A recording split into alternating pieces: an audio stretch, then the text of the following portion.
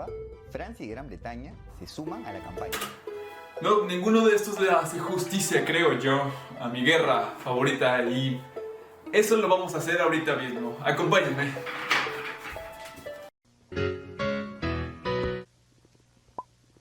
Hola, soy Adiel y bienvenidos a un nuevo video. Esta vez tenemos un formato bastante especial porque es algo que he estado planeando por mucho tiempo y como verán no es el formato normal al que están acostumbrados de yo hablando con puro audio, sino que esta vez vamos a hacerlo por video, será un video bastante interesante y ya verán.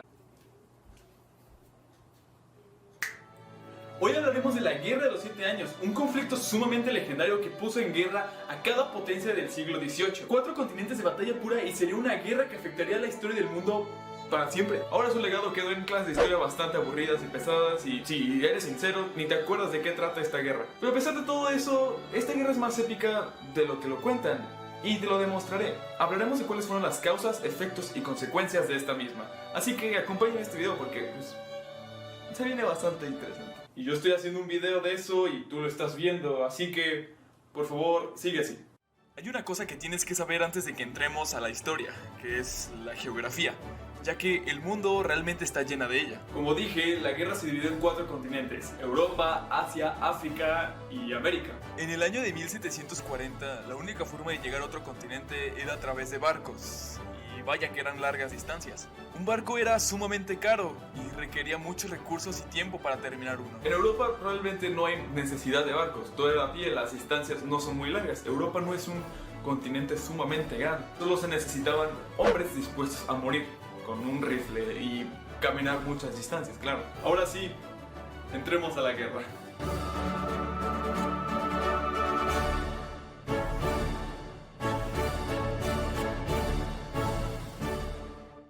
Todo inició en 1740 cuando Carlos VI del Sacro Imperio Romano se muere.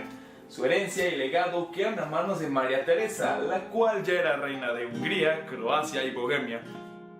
Tenía bastante poder la mujer. Pero lo que nos importa hoy es que era archiduquesa de Austria. Y por si fuera poco, después se convertiría en emperatriz del Sacro Imperio Romano, o sea... Frederick el Grande, rey de Prusia, cuestionaba la capacidad de mando de María Teresa, lo cual le llevó a tener una rivalidad bastante intensa con ella. También hay que entender que la guerra entre católicos y protestantes era lo trending en esta época. Prusia, al ser un país bastante protestante, y Austria, al ser un país católico, pues tenían más tensiones de guerra, o sea... era lo que se veía por todas partes. Todo esto llevó a Frederick a declarar la guerra a María Teresa en 1740, demostrando su increíble capacidad de estrategia y mando de un ejército. En la Guerra de Sucesión Austriaca fue una guerra entre Prusia y Austria en la cual Prusia tuvo la oportunidad de demostrar que era mejor, claramente, pero pudo ganar nada más porque tenía de aliado a Francia. Reino Unido estaba aliado con Austria, entonces no había como mucho equilibrio en eso. Y se demostró en el tratado de Aix-la-Chapelle, que lo tengo, en el cual Prusia tuvo mucho territorio y dejando a Luis XV sin nada.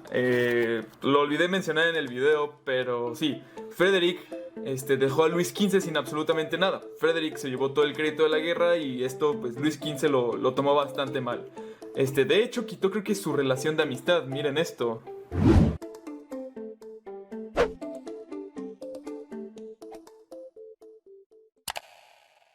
Debido a que Austria perdió la guerra, Reino Unido y Austria tenían unas tensiones bastante complicadas, haciendo que también terminaran su relación, por así decirlo, su relación de amistad.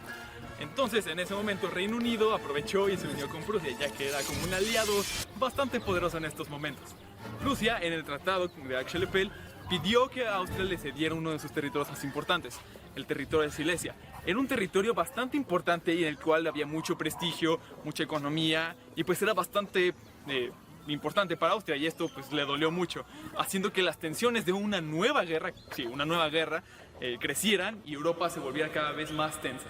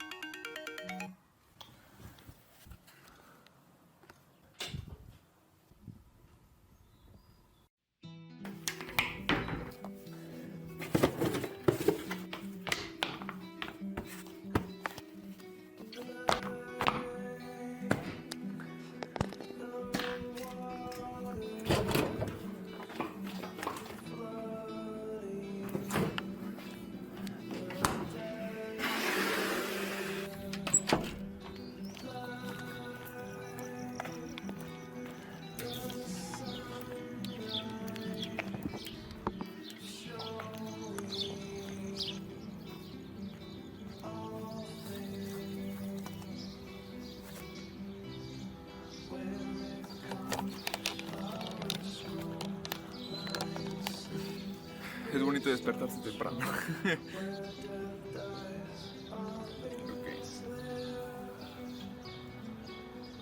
Pero realmente no solo en Europa. Norteamérica en el siglo XVIII aún estaba completamente colonizado. Francia y Reino Unido, como las dos potencias más grandes, querían saber quién podría gobernar toda esta zona. Reino Unido colonizó la costa este, mientras Francia colonizó más parte como céntrica, se le llama Luisiana. Aunque era gracioso porque la mayoría de estas colonias solo tenían un cartel diciendo esto es de Francia y ya.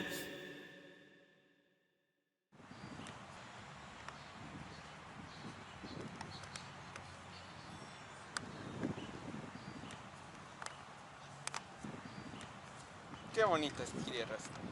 Me las quedo. ¡Ey! ¿Qué estás pensando? Estas tierras son mías. ¿No viste el cartel?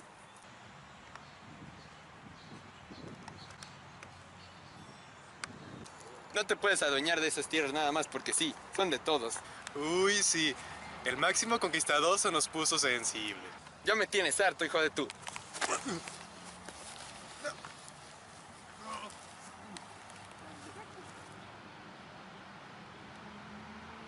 Qué bueno que nosotros no somos así, ¿verdad? Sí, qué bueno. Por cierto, Sudamérica es mío. Esto llevó a empezar la guerra en Norteamérica unos años antes que en Europa, obligando a los nativos de Norteamérica a escoger a qué potencia ayudarían o morir en el intento. Conflictos pequeños entre nativos escalarían a grandes batallas entre Francia y Reino Unido, a lo que Luis XV dijo, esto es guerra, y Jorge II dijo, lol, ok. Los primeros conflictos fueron considerados serios para los británicos. Aunque no perdían mucho territorio, no podían ganar mucho. Esto le daba una cierta ventaja a Francia y sus nativos, los cuales podían avanzar bastante en alguno de los frentes y claro, se veían bastante apachurrados los británicos en estos momentos. También en India se empezarían a tener conflictos. Sí, en India, ese país que conocemos actualmente. Antes India no era independiente, sino también estaba colonizada tanto por Reino Unido como por Francia. Y miren, era más que un conflicto de guerra, sino era más un conflicto económico. Les explicaré un poco. Mientras en toda Europa no había como una guerra como tal, siempre había como una guerra económica, donde el comercio era lo más importante y más el comercio de especias, que era lo que se manejaba en India. Reino Unido empezó a tener mucho control sobre esta zona, empezó a mandar barcos a atacar las colonias de Francia en India, así gobernando toda la zona. Así Reino Unido ganando en un frente más, en uno de los más importantes, que era el sector económico. De vuelta en Europa, los deseos de María Teresa de volver a tener el territorio que Prusia les había quitado habían crecido. Isabel de Rusia después se unió como al grupo de haters de Frederick. Entonces todos ellos se unieron para crear una nueva alianza. Ya tenemos a Rusia, Austria y Francia en una misma alianza y todos con el enfoque de poder matar a Prusia y Reino Unido. Frederick sabía que toda potencia estaba asustada de él, gracias a su gran capacidad de estrategia. Pero Frederick no sería quien para quedarse sentado y llorar en su silla, sino que pelearía por el prestigio que él había ganado y no lo perdería fácilmente. No sería quien, qué tonto sería, ¿verdad? María Teresa ya había perdido su paciencia, claramente, gracias a esto. Frederick era su enemigo número uno, ya que, como dijimos, le había robado uno de los territorios más importantes y María Teresa quería recuperar uno de esos territorios. Entonces se declaró la guerra mutuamente y sus nuevos aliados se unieron. Bienvenidos a todos a la Guerra de los 7 años. La guerra oficialmente empezó en 1756 con los bandos de... En esta esquina, pesando 80 kilos, tenemos el bando de Rusia, Austria, Francia y Suecia. Y en esta otra esquina, pesando nada más 30 kilos, Reino Unido, Prusia y ya. Ok, chicos, quiero una pelea limpia, sin piquetes de ojos, sin golpes en los bajos y todas esas cosas que ya se hacen en el box. ¿Listo? Ok. ¡Peleen! Bueno, mientras ellos estaban peleando, Prusia normalmente siempre daba los primeros golpes, pero siempre terminaba siendo empujado por el otro bando. Claro, no era la diferencia en Norteamérica, en estos bandos, ya que los nativos para Reino Unido no eran soldados tan chidos, por así decirlo. Entonces lo que hacía que Reino Unido tenía que meterle muchísimo más dinero y Frederick no podía esperar mucho de su aliado en Europa, ya que Reino Unido estaba peleando en Norteamérica. Y Reino Unido, ven, ayúdame, ¿qué no ves? Me están rodeando por todas partes. Ay, no. Hola. ¡No! ¡Reino Unido! ¡Ay! ¡No, ayúdame, Reino Unido! ¡Ay! ¡Ah! ¡Ah! ¡No! ¡Ah! ¡Ah! ¡Ah! Prusia estaba en una situación en la cual estaba acorralado, pero Frederick no se rendiría con facilidad, venciendo a ambos, Francia y Austria, en batallas en Sajonia. Órale, háganse para allá. Pero a pesar de esto, le seguían ganando en número. Suecia vio que Prusia estaba un poco en contra de las cuerdas, así que se unió a la fiesta de ver quién podía matar a Prusia primero. Así Suecia después se unió a la alianza de Francia y de Austria y de Rusia. Así que Frederick ya la tenía bastante complicado por todas partes.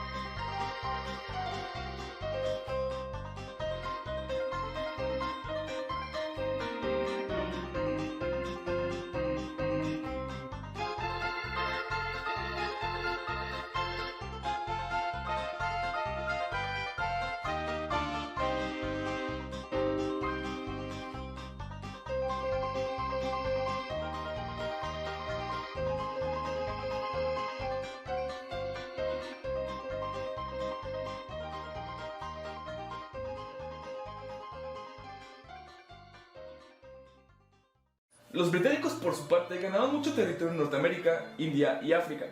En 1758 ganando varias batallas navales ante los franceses, los cuales ya estaban empezando a cansarse de la guerra. Prusia con una economía al punto de colapso y Austria y Rusia rodeando todo el país, creo que era más que seguro que Prusia necesitaba un milagro en estos momentos. Y eso pasó. Prusia y Rusia tenían todo el país casi capitulado y ya estaban a punto de vencer. ¿Y qué pasó? No se sabe. Nunca se supo realmente por qué no lo hicieron. Es un misterio que hasta el día de hoy perdura. Francia, a pesar de que tenía la mayoría de apoyo de los nativos en Norteamérica, seguía perdiendo mucho de los frentes tanto navales como en tierra. Esto debido a que Francia estaba dividido en dos, tanto en la pelea como en Europa como en Norteamérica. Entonces perdía ambos conflictos gracias a esto. Y en el mar seguía perdiendo batallas las cuales eran cruciales para proteger sus colonias. Y si perdía sus colonias, iba perdiendo cada vez más dinero. Entonces ya no tenía dinero, ya no tenía los recursos para construir más barcos. Intentaba proteger todos estos frentes, perdiendo en todos gracias a esto. La batalla por los mares se convirtió en lo más importante de todas las potencias de Europa, sobre todo para Reino Unido y Francia, ya que estos tenían territorios por todo el mundo. Entonces tenían que defender sus territorios navalmente, con barcos. Y pues se convirtió en un triángulo bastante vicioso, ya que quien tenía más barcos podía defender su territorio para así conseguir más dinero para construir más barcos. Era algo bastante complicado. Y aún así, Francia todavía quería defender sus territorios en Europa. Eso lo dividió como su cerebro en dos partes y pues fue algo bastante complicado para Francia en estos momentos. Aún así, no eran capaces de mantener la guerra entre las colonias, el mar y Europa. lo que los hacía perder en todas, siempre. Frederick, a pesar de su milagro, seguía en una cuestión bastante crítica. Su economía colapsó, su ejército se cansó y él ya estaba cada vez más viejito y perdiendo energías. Ya todo parecía estar en contra de Frederick en ese momento. Pero no se rendiría. Claro, no era capaz de lanzar una ofensiva, pero todavía tenía bastante los recursos para defenderse. Todo lo que podía hacer Frederick en estos momentos era sentarse y ser paciente. Años después, el conflicto en Europa empezaría a ir cada vez más lento, pero en India las cosas seguían un poco tensas. ¡Corran! Después de la guerra económica que tuvieron, Reino Unido decidió invadir las colonias que Francia tenía en India. Y así Francia perdió uno de los mayores como crecimiento económico dentro de Asia, y también era un gran sustento económico para Francia en general. Entonces lo perdieron. Francia ya no estaba ganando dinero. Francia ya por estos momentos estaba al borde del colapso. Reino Unido expulsó completamente a Francia de India y de África, y cada vez Reino Unido se sentía más cerca de la victoria. La guerra por mar ya parecía tener un ganador bastante claro. Reino Unido, claro, al ser una isla, pues tenía más ventaja y se veía obligado a crear más barcos. De hecho, de lo que más se sustentaban era de puro barco. Francia ya estaba en una situación bastante crítica en la cual ya no sabían qué hacer. Sin barcos, sin tropas. Lo único que les quedaba hacer era esperar a que Rusia y Austria hicieran algo. Entonces sucedió una de las cosas más importantes que sucedió en toda la historia, uno de los giros más grandes, una de las cartas de retorno de uno más grandes en toda la historia, el milagro de la Casa de Brandenburgo. ¿Pero qué fue? Bueno, hagan de cuenta que la reina de Rusia, Isabel, muere. De la nada, así se muere. Y es reemplazado por su sobrino, Peter III, el cual había nacido en Alemania. Por ende, era el fan número 1 de Frederick. Entonces ya se imaginarán qué habrá pasado. Firmaron el Tratado de San Petersburgo, en el cual sacaba a Rusia totalmente de la guerra. Así, de la nada. Y en eso, Suecia dijo, pues yo también. Ya que pues Rusia se acaba de salir de la guerra, pues ya pasaron muchos años de la guerra, ¿no? Entonces firman el Tratado de Hamburgo, en el cual Suecia después sale totalmente de la guerra. Esto daba un giro totalmente para Prusia. Prusia, ya que estaba en crisis, podía ganar la guerra, podía empujar, y ahora era su turno de hacer una ofensiva. España, al mando de Carlos III, no se quedaría atrás por la guerra, y aprovechando que todos en la guerra estaban cansados, se alió con Francia, así poniendo otro peso para Reino Unido y Prusia. Ya eran bastantes pesos, por favor, déjenlo en paz. Aunque España hizo algo totalmente inútil, y que fue invadir a Portugal. O sea, Portugal era un país neutral en ese momento, pero España dijo, pues yo me voy por este, y pues lo invadió. A ver, Francia, estás al borde del colapso y todos tus aliados se fueron en tu contra. ¿Ya te puedes rendir, por favor?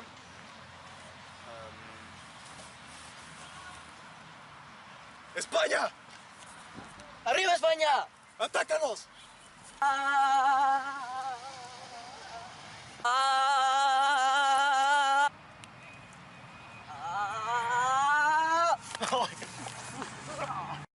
España no fue de mucha ayuda ni en Europa ni en Norteamérica. Él se fue a sus propios asuntos con Portugal en Sudamérica. Como sabrán, en Sudamérica en estos tiempos está colonizada por ellos dos, lo que después se convertiría en Brasil y las demás colonias. Bueno, mientras tanto, Francia todavía tenía como la intención de que la guerra se tornara a su favor, creando así un plan nuevo y estratégico, en el cual, pues, véanlo ustedes mismos.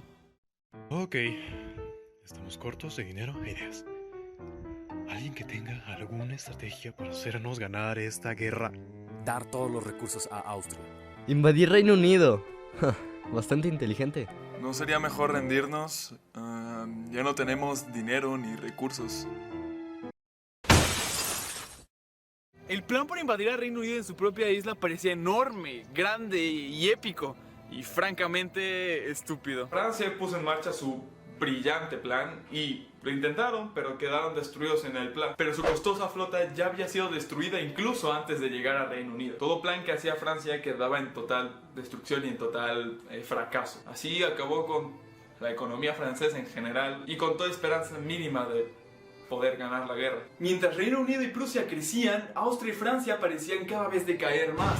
Entonces perdían muchas batallas gracias a esto. Con Suecia y Rusia fuera de la guerra, Francia en el colapso y España ocupada con Portugal, el único enemigo que le quedaba realmente a Frederick era Austria. Los rivales Prusia y Austria se enfrentaron en varias batallas, de las cuales Prusia ya casi siempre salía victorioso. La guerra para Frederick acabaría, después de muchas oportunidades de ser vencido y destruido, acabaría en 1763 con el Tratado de Hubertusburg.